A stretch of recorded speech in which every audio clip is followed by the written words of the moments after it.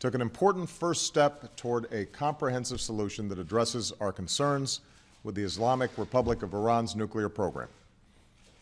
Since I took office, I've made clear my determination to prevent Iran from obtaining a nuclear weapon.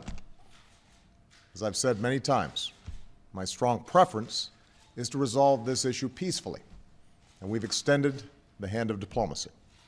Yet, for many years, Iran's been unwilling to meet its obligations to the international community.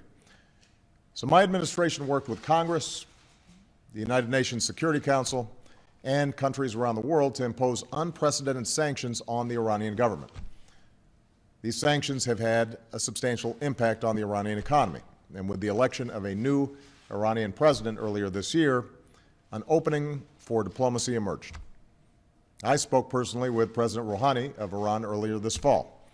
Secretary Kerry has met multiple times with Iran's foreign minister, and we have pursued intensive diplomacy, bilaterally with the Iranians and together with our P5+1 partners, the United Kingdom, France, Germany, Russia, and China, as well as the European Union.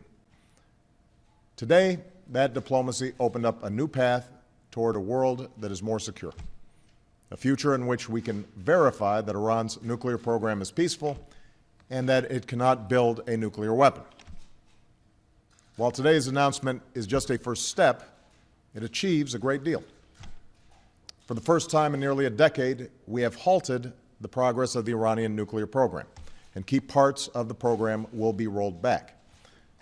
Iran has committed to halting certain levels of enrichment and neutralizing part of its stockpiles. Iran cannot use its next-generation centrifuges, which are used for enriching uranium. Iran cannot install or start up new centrifuges, and its production of centrifuges will be limited. Iran will halt work at its plutonium reactor, and new inspections will provide extensive access to Iran's nuclear facilities and allow the international community to verify whether Iran is keeping its commitments. These are substantial limitations which will help prevent Iran from building a nuclear weapon. Simply put, they cut off Iran's most likely paths to a bomb. Meanwhile, this first step will create time and space over the next 6 months for more negotiations to fully address our comprehensive concerns about the Iranian program. And because of this agreement, Iran cannot use negotiations as cover to advance its program. On our side, the United States and our friends and allies have agreed to provide Iran with modest relief while continuing to apply our toughest sanctions. We will refrain from imposing new sanctions, and we will allow the Iranian government access to a portion of the revenue that they have been denied through sanctions. But the broader architecture of sanctions will remain in place, and we will continue to enforce them vigorously. And if Iran does not fully meet its commitments during this 6-month phase, we will turn off the relief and ratchet up the pressure. Over the next 6 months, we will work to negotiate a comprehensive solution. We approach these negotiations with a basic understanding. Iran, like any nation, should be able to access peaceful nuclear energy. But because of its record of violating its obligations, Iran must accept strict limitations on its nuclear program that make it impossible to develop a nuclear weapon. In these negotiations, nothing will be agreed to unless everything is agreed to. The burden is on Iran to prove to the world that its nuclear program will be exclusively for peaceful purposes.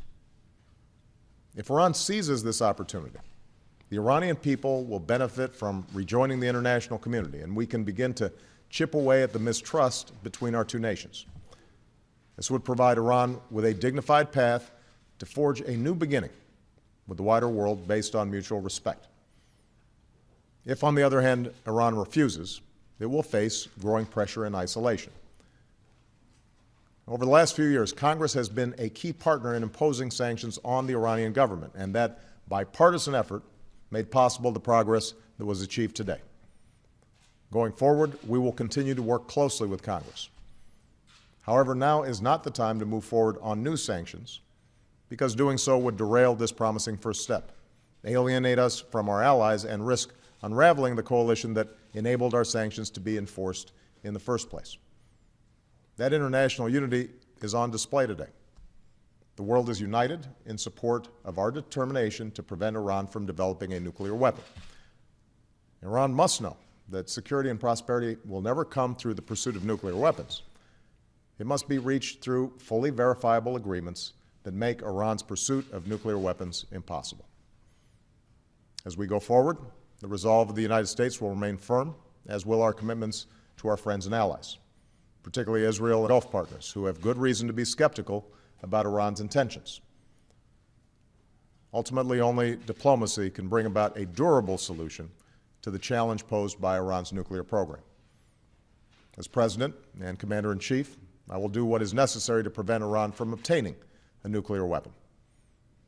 But I have a profound responsibility to try to resolve our differences peacefully, rather than rush towards conflict.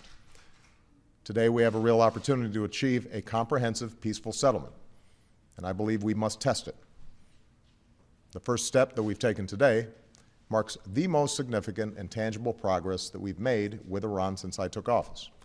And now we must use the months ahead to pursue a lasting and comprehensive settlement that would resolve an issue that has threatened our security and the security of our allies for decades. It won't be easy, and huge challenges remain ahead. But through strong and principled diplomacy, the United States of America will do our part on behalf of a world of greater peace, security, and cooperation among nations.